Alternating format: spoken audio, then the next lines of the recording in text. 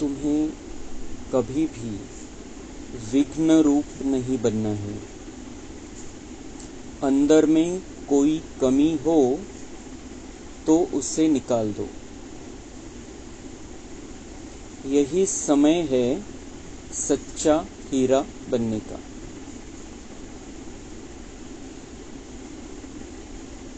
प्रश्न, किस बात की डिफेक्ट आते ही आत्मा की वैल्यू कम होने लगती है?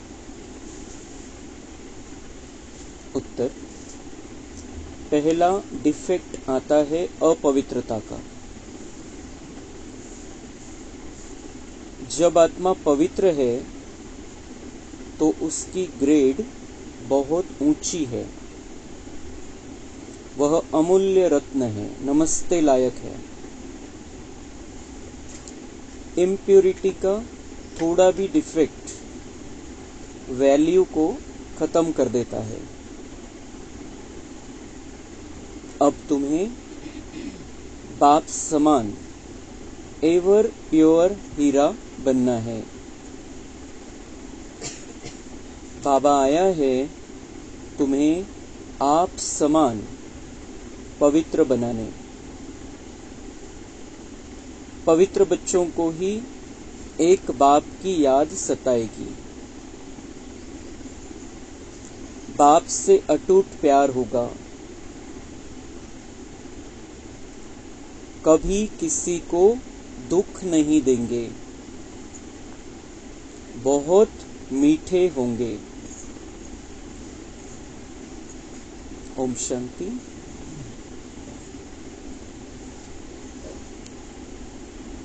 ओम शांति का अर्थ है मैं आत्मा शांत स्वरूप हूं और बरोबर शांति के सागर, सुख के सागर, पवित्रता के सागर बाप की संतान हूं। या अवस्थेमध्ये आपण कायम राहायचं। मैं आत्मा हूं और मैं आत्मा शांत स्वरूप हूं। स्वतःला बघत राहायचं। मैं आत्मा हूं, भ्रुकुटी में विराजमान चमकता सितारा, और मेरा मूल गुण है शांत स्वरूप। मैं आत्मा शांत स्वरूप हूं और मैं शांत स्वरूप हूं, शांति के सागर की संतान हूं। सुख के सागर, पवित्रता के सागर बाप की संतान हूं। मी आत्मा आहे, मी कोणाची आहे? परमात्म्याची आहे। परमात्मा कोण आहे? शांतीचा सागर आहे, पवित्रतेचा सागर आहे, सुखाचा सागर आहे।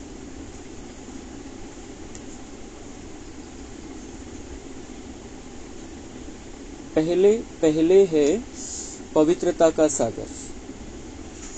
सगळ्यात महत्वाचा गुण आहे बाबांचा पवित्रता, शुद्धता, स्वच्छता। कारण तो कधीही अपवित्र होत नाही, देहभानामध्ये येत नाही।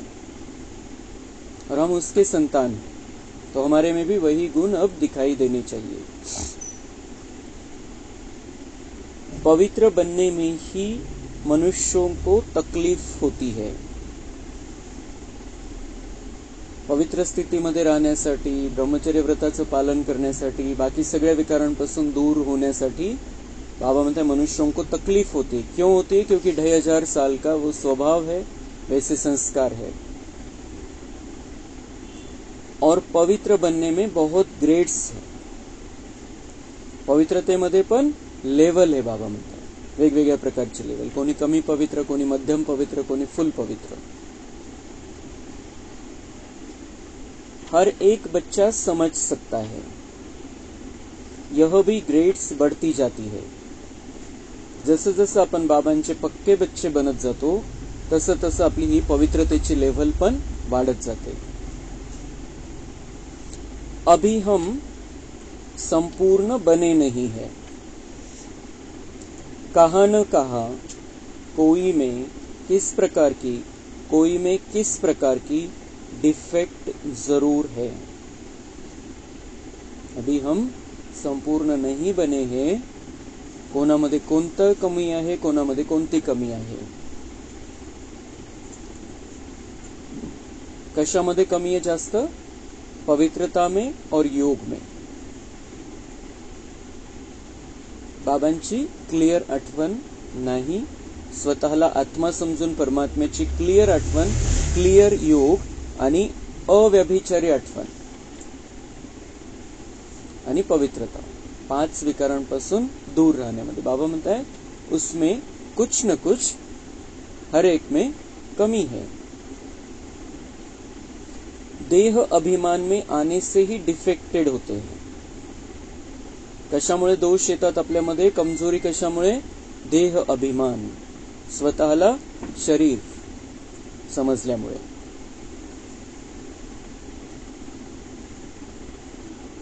ही खूप महत्वाची मुरली आहे, जी काल पण बाबांनी हा विषय घेतला होता आणि आज पण पक्क करून घेतोय. तर ही आपला पुरुषार्थाचा आता पाया बनला पाहिजे की मला आता इथून पुढे संपूर्णता जी प्राप्त करायची ती कशी करायची ते बाबा सांगतोय की थोडी सुद्धा कमी नाही राहिली पाहिजे. आता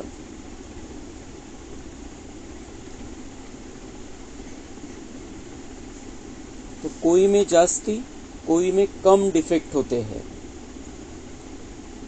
कोणामध्ये जास्त कमजोरी, कोणामध्ये जास्त दोष, कोणामध्ये कमी दोष. ये बाबा के बच्चों की बात चल रही है. किस्म किस्म के हीरे होते हैं. हिऱ्यामध्ये पण वेगवेगळे प्रकार आहेत. उनको फिर मैग्निफाई ग्लास से देखा जाता है. त्याला बघण्यासाठी विशेष भिंगाची काच असते, त्याच्यातून त्याला चेक केलं जातं की याच्यामध्ये कुठं दोष आहे, कुठं काय पैलू पाडायचे राहिलेले, काय काय कमी आहे, कुठं डाग आहे. तो जैसे बाप की आत्मा को समझा जाता है वैसे आत्माओं बच्चों को भी समझना होता है. यह रत्न है ना, रत्न भी सब नमस्ते लायक है. रत्न भी सब नमस्ते लायक है. रत्न कौन? ब्रह्मा बाबा सहित हम सब बच्चे बाबा के रत्न हैं. तो बाबा म्हणता ये रत्न सब नमस्ते लायक है. मोती, मानिक, पुखराज आदि सब नमस्ते लायक है. इसलिए सब वैरायटी डाली जाती है. आपण बाबांचे रत्न आहे. मानिक, मोती, हिरे, आपण बाबांचे रत्न आहे. सगळ्या प्रकारचे, सगळे प्रकार आहे आपल्यामध्ये. तर बाबा म्हणतात ते जे ज्योतिषाकडे गेल्यानंतर ते सांगतात की तुमच्यासाठी हे रत्न जरुरी आहे, या रत्नाची अंगठी करा, या रत्नाचं लॉकेट बनवा, मग त्याचं दर्शन घेतात. तो बाबा म्हणतात ये यादगार किसका आहे? ते तर पत्थर आहे, तिथं जड आहे, त्याच्यामध्ये चैतन्य थोडीच आहे. त्याच्या रत्नामध्ये त्याचं दर्शन का घेतलं जातं? त्याला इतका मान का दिला जातो? आणि का बरं समजलं जातं की ही अंगठी अशी बनवली म्हणजे तुमचे विघ्न दूर होतील, तुमचे संकट दूर होतील? ये हमारा यादगार है. हम बच्चे बाबा के हीरे, मानिक, मोती है, रत्न है हम. और हमने अनेकों के संकट, अनेकों के विघ्न दूर किए हैं. इसीलिए हमारी पूजा होती है. ती यादगार आहे. ते जे रत्न, मानिक, मोत्याच्या अंगठ्या बनवतात आपली यादगार आहे. त्या रत्नामध्ये काहीच नाही. ते फक्त भावनेचा विषय आणि ते ड्राम्यानुसार त्यांना भावनेचं भाडं भेटतं फक्त. पण मूळ गोष्ट काय की आपण बाबांचे रत्न, बाबांचे हिरे, आपण सगळ्यांचं कल्याणाचं कार्य केलेले संगमयुगामध्ये. आता आपल्याला तो पार्ट बजावायचा आहे. भगवान हमारा पिता है, हम उसके बच्चे हैं. इस धरती पर अब हमें ये समझ जाना है कि हम भगवान के प्रतिनिधि है इस धरती पर. आता इथं जे आपण राहतोय परमेश्वराचे प्रतिनिधी म्हणून राहतोय. तो हमारे से दुनिया वालों की बहुत सारी अपेक्षाएं हैं. वो मूर्ति के सामने जाकर अपेक्षा व्यक्त करते हैं, लेकिन वो अपेक्षाएं डायरेक्ट हमारे से है कि हम सब हर एक के लिए न्याय का काम करेंगे, हम हर एक के कल्याण का सोचेंगे, हम हर एक के लिए शुभ भावना रखेंगे, हम हर एक पर आए हुए विघ्नों को, संकटों को दूर करेंगे, उन्हें रास्ता बताएंगे. तर हे जे कार्य आपण केलेले त्याचीच पावती म्हणून भक्ती मार्गामध्ये आपला एवढा मान आहे, मूर्तीच्या रूपामध्ये, हिरे माणिक मोतीच्या रूपामध्ये. तर ही गोष्ट आपण स्वतःला समजून सांगायची कि वो समय आ गया है जब मैंने ऐसा पार्ट बजाया था 5000 वर्ष पहले, जिस कारण से मैं पूजने लायक बना था. मेरी पूजा हो रही है आज तक भी, मुझे मान मिल रहा है यादगार के रूप में. तो वो समय आ गया है जब मुझे वो कार्य फिर से रिपीट करना है.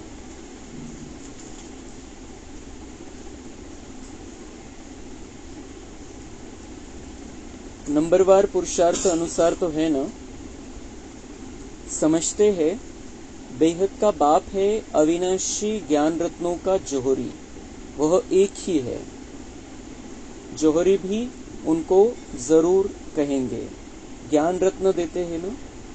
और फिर रथ भी जोहरी, वह भी रत्नों की व्हॅल्यू को जानते. बाबा आपल्याला ज्ञान रत्न देतो आणि ब्रह्मा बाबामध्ये पारखण्याची ताकद आहे, शक्ति है.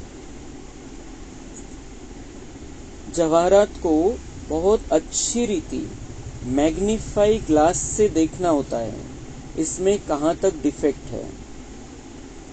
रत्नांना, हिरे माणिक मोतीला बाबा म्हणताय त्याच्यामध्ये कुठं दोष आहे, कुठं कमी आहे, ते भिंगाच्या काचेद्वारे बघितलं जातं. यह कौन सा रत्न है, कहाँ तक सर्विसेबल है.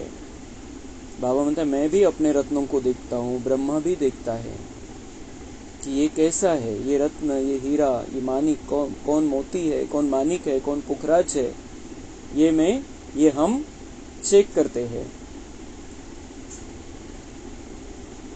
दिल होती है रत्नों को देखने की. बाबा म्हणता है मेरी भी दिल होती है रत्नों को देखूं. भगवान चाहता है कि मैं अपने रत्नों को देखूं.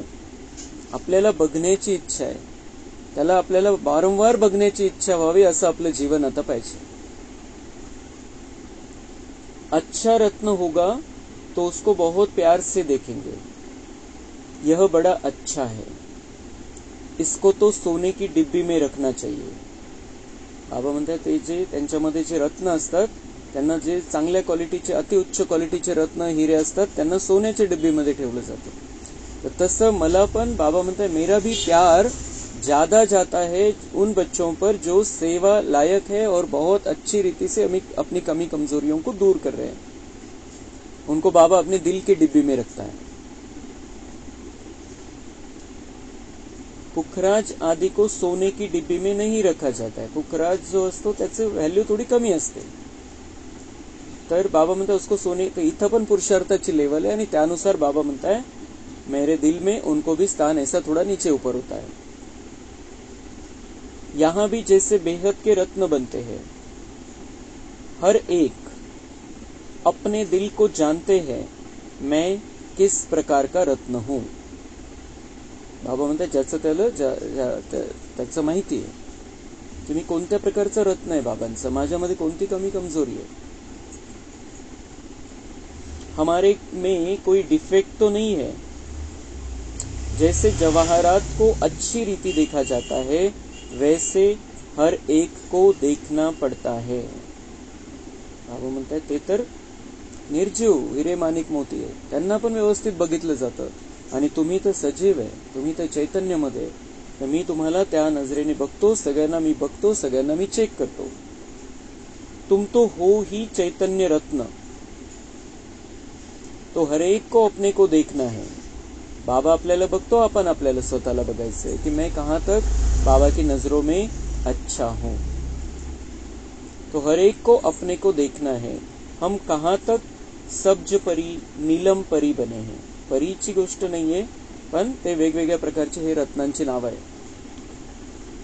जैसे फूलों में भी कोई सदा गुलाब, कोई कैसे होते हैं, तुम्हारे में भी नंबरवार है. हर एक अपने को अच्छी रीति जान सकते हैं.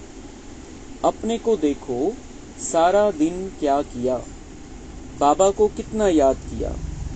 यह भी बाबा ने कह दिया है कि गृहस्थ व्यवहार में रहते हुए बाप को याद करना है.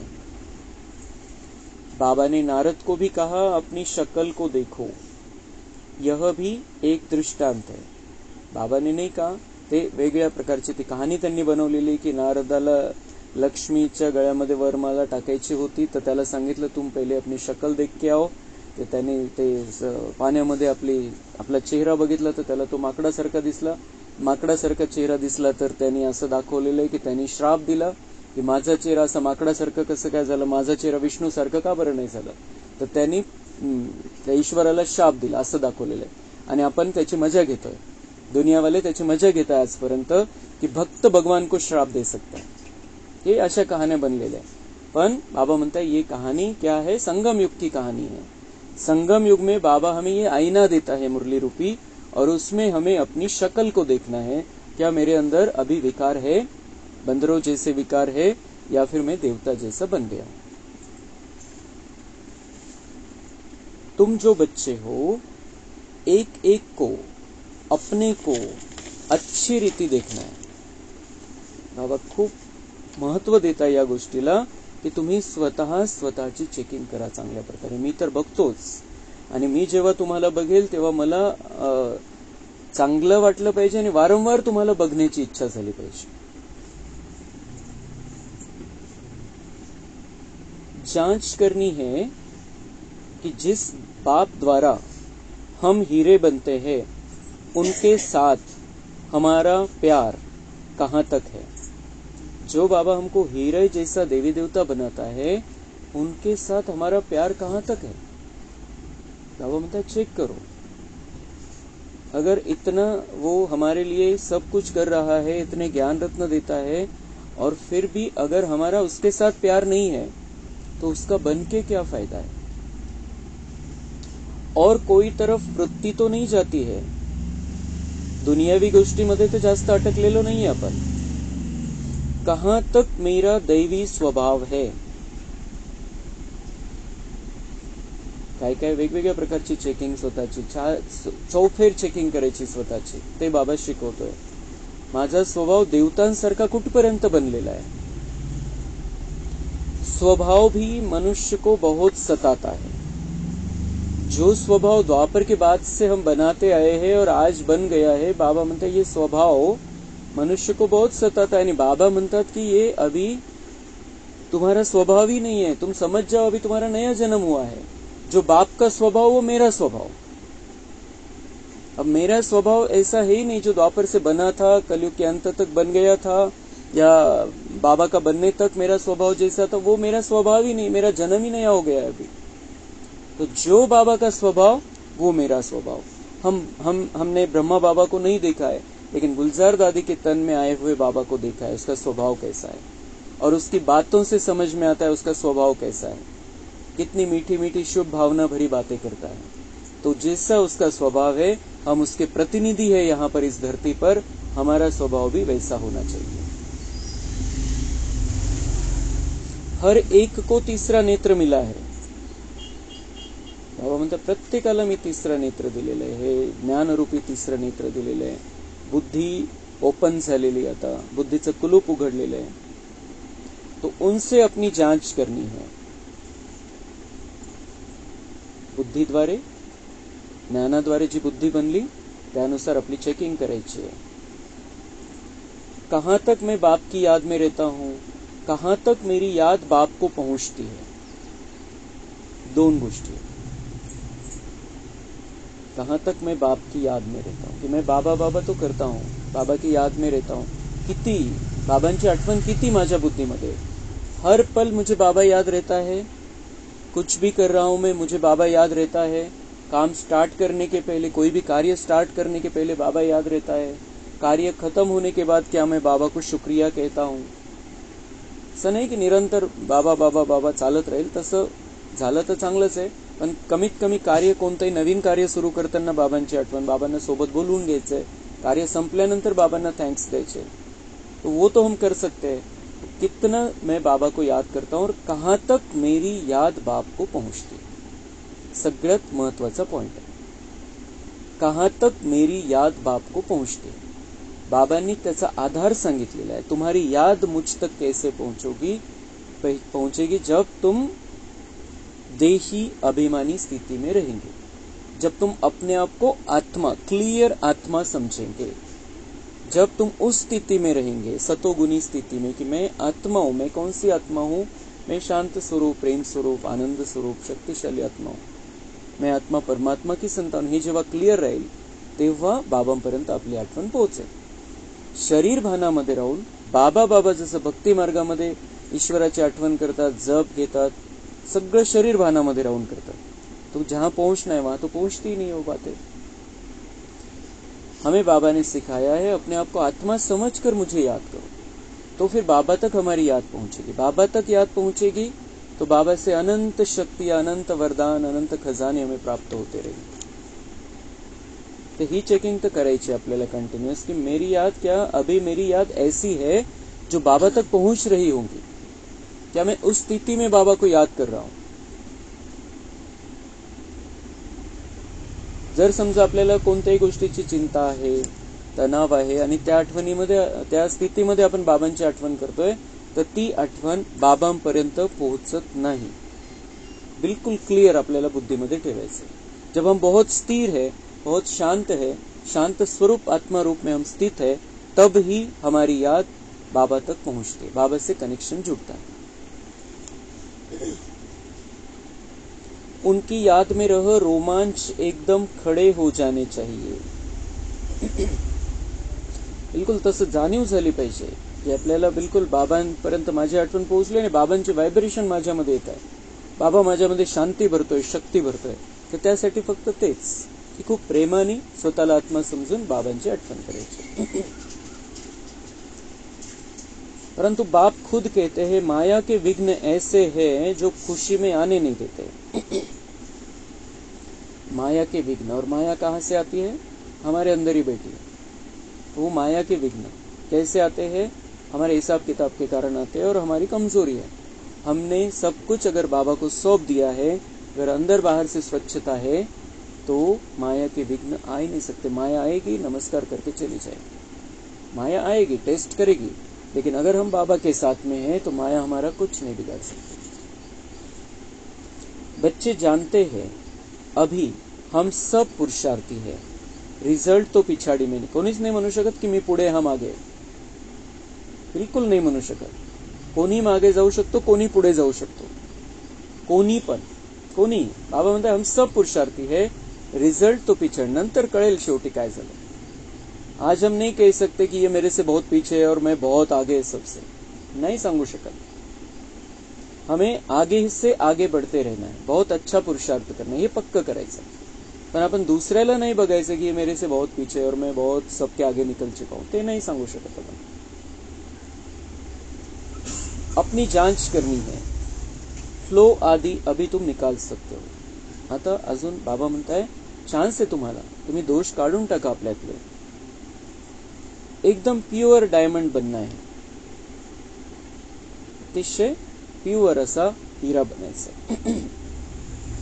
अगर थोड़ा भी डिफेक्ट होगा तो समझ जाएंगे हमारी वैल्यू भी कम होगी. रत्न है ना, बाप तो समझाते, बच्चे एवर प्युअर व्हॅल्युएबल हीरा बनना चाहिए. खूप मौल्यवान हिऱ्यासारखे बना. बाबा म्हणताय थोडा जरी कमी असेल तर तुमची व्हॅल्यू कमी होऊन जाईल, म्हणजे पद कमी होऊन जाईल, भाग्य कमी प्राप्त होईल. पुरुषार्थ कराने के लिए भिन्न भिन्न प्रकार से बाप समझाते, वेगवेगळ्या प्रकारे बाबा समजवतात. आज किती सुंदर रीतीने बाबांनी समजवलेले, किती सुंदर उदाहरण दिलेले. आणि हे उदाहरण आपल्याला आता कायमसाठी लक्षात ठेवायचं. आपल्याला जर पुरुषार्थामध्ये खूप पुढे जायचंय, खूप मोठं भाग्य बनवायचंय, तर आज जे बाबांनी समजवलेले हे कायम आपल्याला लक्षात ठेवायचं. ऑटोमॅटिक आपला पुरुषार्थ वाढेल. मग आज योग के समय बीच में बाप दादा संदली से उठकर सभा के बीच में चक्र लगाए एक एक बच्चे से नयन मुलाकात कर रहे थे. मुरलीच्या आधी योग व्हायचा, योग सुरू होता आणि बाबा असं उठत नाही कधीच मध्ये, पण बाबा त्या दिवशी ही जेव्हा मुरली चाललेली आहे तेव्हा आपल्या संदलीवरून उठून सभेमध्ये बाबांनी सगळीकडे चक्कर मारली, सगळ्यांना जाऊन जागेवरती जाऊन बघितलं. आपणही तो अनुभव करायचा आहे एका मिनिटासाठी की बाबा आले स्वतः जागेवरती, माझ्या जागेवरती माझ्या जवळ येऊन उभे राहिले आणि मला दृष्टी देत आहे, माझी आणि त्यांची दृष्टी एक झाली. बाबा मला बघतोय, चेक करतोय, बाबांनी काय बघितलं असेल माझ्यामध्ये.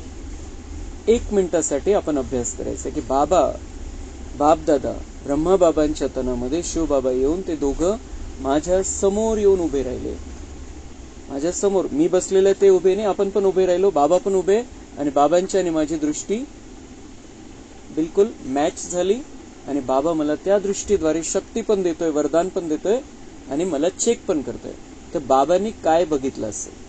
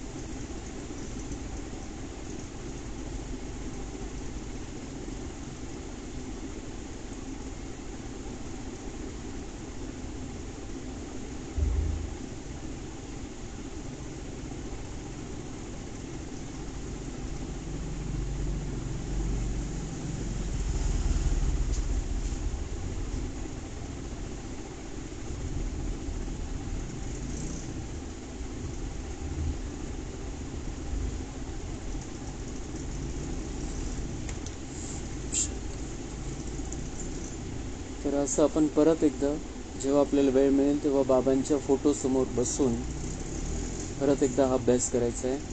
बाबा मला दृष्टी देतात, डायरेक्ट माझी आणि त्यांची दृष्टी नजरेला नजर भिडलेली आहे.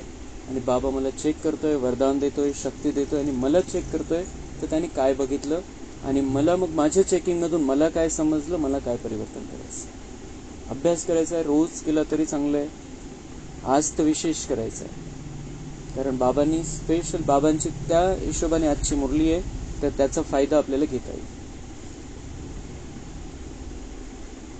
तर बाबांनी मुरलीमध्ये सांगितलं, बाबा योगमध्ये उठले होते, त्यामुळे बाबा आज क्यों उठे, देखने के लिए कि कौन कौन सर्विसेबल बच्चा है, क्योंकि कोई कहाँ बैठे रहते हैं. तो बाबा ने उठकर एक एक को देखा, इनमें क्या गुण है. काय बघितलं बाबांनी की प्रत्येकाच्या समोर जाऊन चेक केलं, कारण त्याला मग समोर जाऊन अजून जास्त पॉवरफुल दृष्टी दिली आणि बघितलं की याच्यामध्ये काय गुण आहे, कोणती सेवा याच्याद्वारे होऊ शकते. आपण ती पण चेकिंग करायची आहे की काय गुण आहे माझ्यामध्ये बाबांनी काय गुण बघितला असेल आणि त्या गुणांच्या आधाराने मी काय सेवा करू शकतो. आता गुण तर प्रत्येकामध्ये बाबांनी निवडच त्याच्यासाठी केलेली आपली की आपल्यामध्ये कोणती ना कोणती विशेषता आहे. तर बाबांनी कोणती विशेषता माझी पकडली असेल, मला त्या विशेषतेच्या आधाराने काय सेवा करता येईल ते चेक करायचं आहे. ऑटोमॅटिक आपल्यातले दोष पण आपल्याला लक्षात येतील आणि ते दोष आपण काढून पण टाकू. अजून काय चेक केलं, इनमें क्या गुण है, इनका कितना प्यार है. सब बच्चे सम्मुख बैठे हुए हैं तो सभी बहुत प्यारे लगते हैं, परंतु यह तो जरूर है नंबरवार पुरुषार्थ अनुसार ही प्यारे लगेंगे. भगवान के पास स्पष्ट हिसाब है. बाबा म्हणता है प्यारे तो सब हो तुम, सब बच्चे मेरे प्यारे हैं, लेकिन जिनका जैसा पुरुषार्थ ऑटोमॅटिक कमी जास्त होईल त्याच्यामध्ये. बाप को तो मालूम है क्या क्या किसमें डिफेक्ट है. बाबा म्हणता मला माहिती आहे कोणामध्ये कोणती कमजोरी, कोणामध्ये कोणता दोष है, क्योंकि जिस तन में बाप ने प्रवेश किया है वह भी अपनी जांच करते हैं. यह दोनों बाप दादा इकट्ठे हैं ना, तो जितना जितना जो औरों को सुख देते हैं, कोई को दुख नहीं देते हैं, वह छिपे नहीं रह सकते. औरों को सुख देना है, किसी को भी हमें दुख नहीं देना है. तो बाबा म्हणते हैं हम जानते हैं, आप भी अपने आप को जानो, हमें किसी को भी दुख नहीं देना है, सबको सुख देना है. गुलाब मोतिया कभी छिपे नहीं रह सकेंगे. बाप सब कुछ बच्चों को समझाए, फिर बच्चों को कहते हैं मामेकम याद करो तो तुम्हारी खाद निकल जाए. मूल बात क्या है, बाबा को याद करना, एक्यूरेट आठवण. तो हमारे अंदर जो कुछ भी कमी है, कमजोरी है, जी बेसळ झालेली ती निघून जाईल. याद करने समय सारे दिन में जो कुछ किया है वह भी देखना है, मेरे में क्या अवगुण है. जो बाबा के दिल पर इतना नाही चढ सकते. बाबांच्या मनावरती माझं का बरं राज्य नाही, बाबांच्या मनामध्ये मला का बरं स्थान नाहीये, कोणती कमी असेल माझ्यामध्ये ते चेक आपण करायचंय आणि चेंज करायचंय. दिल पर सो तख्त पर, जो बाबा के दिल पर वो तख्त पर विराजमान होंगे, वो सिंहासन पर जाकर बैठेंगे. अभी बाबा के दिल तख्त पर बैठना है और हम सतयुग में सिंहासन पर बैठेंगे. तो जो बाबा को अच्छा लगे वही हमें करना है. अभी हमारा जीवन, अभी हम सबको परम धाम वापस जाना है, थोड़ा समय बचा है, उसके पहले हमें बाबा के दिल तख्त पर विराजमान हो जाना है. तो बाप उठकर बच्चों को देखते हैं, हमारे तख्त के वासी कौन कौन बनने वाले हैं. जब समय नजदीक आता है तो बच्चों को झट मालूम पड़ जाता है हम कहां तक पास होंगे. नापास होने वाले को पहले से ही मालूम पड़ जाता है की हमारे मार्क्स कम होंगे. बाबा म्हणतात त्या शाळेमध्ये पण विद्यार्थ्याला माहित असतं माझा अभ्यास झालेला नाहीये, तर मला मार्क्स कमी पड़तील, मी नापास होणार है. तुम भी समझते हो हमको मार्क्स तो मिलने हैं, हम स्टूडेंट है किसके, भगवान के. जानते हैं वह इस दादा द्वारा पढ़ाते हैं, तो कितनी खुशी होनी चाहिए. बाबा म्हणता है कि तुम्हाला तो खुशी व्हायला पाहिजे, भगवान पढ़ाता है, और जिसका भगवान ट्यूशन लेता है, भगवान टीचर है, वो पीछे कैसे रह सकता है. हमें ये खुशी होनी चाहिए, मुझे बहुत अच्छे मार्क्स मिलने वाले. और कहाँ जिस सब्जेक्ट में कमी है, ज्या विषयामध्ये आपण मागे पडतोय त्याच्यामध्ये अजून चांगला अभ्यास करायचा है, पुढे जायचं है. अभी भगवान हमें पढ़ा रहा है. बाबा हमको कितना प्यार करते हैं, कितना मीठा है. तकलीफ तो कोई देते नहीं है, सिर्फ कहते इस चक्र को याद करो. पढ़ाई कोई जास्ती नहीं है, एम ऑब्जेक्ट सामने खड़ा है, ऐसा हमें बनना चाहिए. और अभ्यास काही जास्त नाही, लक्ष्मीनारायण सारखं बनायचंय. मुख्य गोष्ट आहे लक्ष्मीनारायण सारखं बनायचंय. आणि त्यासाठी रोजच्या मुरलीवरती जरी अटेन्शन दिलं आणि त्यानुसार जरी दिवसभरामध्ये आपण केलं, खूप चांगला अभ्यास आपला होऊन जाईल. दैवी गुणों की एम ऑब्जेक्ट है, लक्ष्य काय, दैवी गुण धारण करायचे. तुम दैवी गुण धारण कर इन जैसा पवित्र बनते हो, तब ही माला में पिरोए जाते हो. बेहद का बाबा हमको पढ़ाते हैं, खुशी होती है ना. बाबा जरूर आप समान प्योर नॉलेजफुल बनाएंगे. इसमें पवित्रता, सुख, शांति सब आ जाता है. अभी कोई भी परिपूर्ण नहीं बना है, अंत में बनना है, उसके लिए पुरुषार्थ करना है. बाप को तो सभी प्यार करते हैं, बाबा कहकर तो दिल ही खिल जाता है. बाप से वर्षा कितना भारी मिलता है, सिवाय बाप के और कहाँ भी दिल नहीं जाएगी. बाप की याद ही बहुत सतानी चाहिए. बाबा बाबा बाबा बहुत प्यार से बाप को याद करना होता है.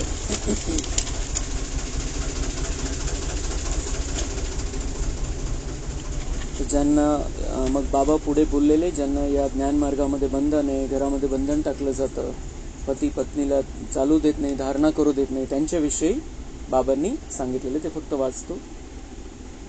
अजून एक पॉइंट है कि बीमारी आदि होती है तो वह है कर्म भोग. खुद भी समझते हैं जब तक यहाँ है कुछ न कुछ होता रहेगा. कर्म भोग आहे, चूक तू करायचंय, शरीराला काही ना काही होत राहील. बाबा म्हणते ये तो होता रहेगा. ब्रह्मा को भी बाबा ने माफ नहीं किया, ब्रह्मा को भी कर्म भोग चुकतू करना पड़ा. भल यह रथ है, फिर भी कर्म भोग तो पिछाड़ी तक भोगना ही है. बाबांचा रथ होता पण शेवटपर्यंत त्यांना कर्मभोग भोगा काय खोकला होता त्यांना आणि अजून काही असेल, पण मग त्यांना त्याची जाणीव नाही होऊ दिली त्यांनी कि मला खूप त्रास होतोय. कर्म भोग तो पिछाड़ी तक भोगना. जितना बाबा की याद में रहेंगे, जितना बाबा से प्यार करेंगे, तो हमें दर्द होगा लेकिन उसका दुख नहीं होगा. ऐसे नहीं कि मैं इन पर आशीर्वाद करूं. बाबा म्हणते मैंने ब्रह्मा पर कोई आशीर्वाद नहीं किया, इनको भी अपना पुरुषार्थ करना है, त्याला त्याचे कर्मभोग चुकतू करायचे. हाँ रथ दिया है उसके लिए कुछ न कुछ इजाफा दे देंगे. बाबा म्हणते एक्स्ट्रा त्याला थोडंफार प्राप्त होऊन जाईल, कारण त्याचा रथ त्यांनी वापरायला दिलेला आहे मला.